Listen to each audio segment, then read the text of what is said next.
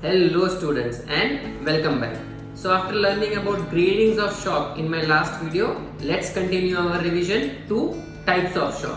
Today's video is very important because what we are going to do is simplify shock and divide it into 4 main types on the basis of 2 MCQs. So let's start learning. First question. So there is a 23-year-old male patient who had an RTA who presented with breathlessness. His examination findings are very important. A triad I should call.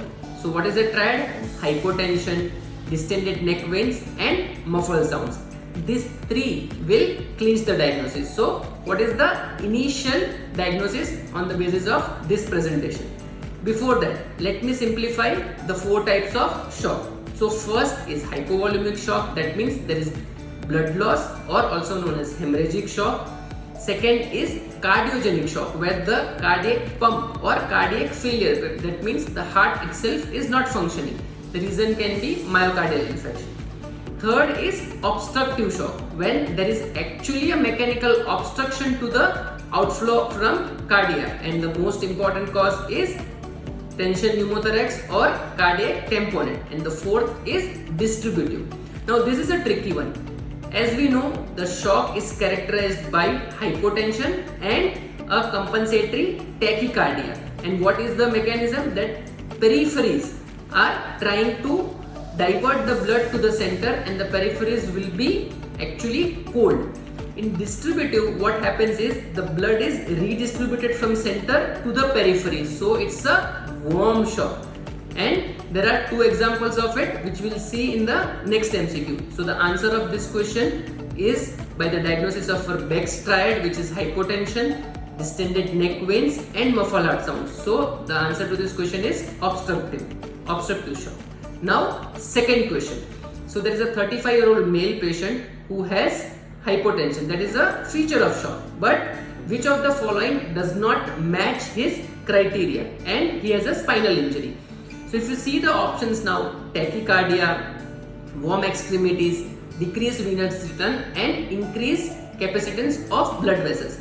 I always keep on telling that if you don't know the answer, just rule out and come to an answer. So here if you see, it's a type of distributive shock, means the blood is going into the peripheries. So warm extremities, that means there is decreased venous return, and both of these are because of increased capacitance of vessels. So the exception rule out MCQ will be tachycardia.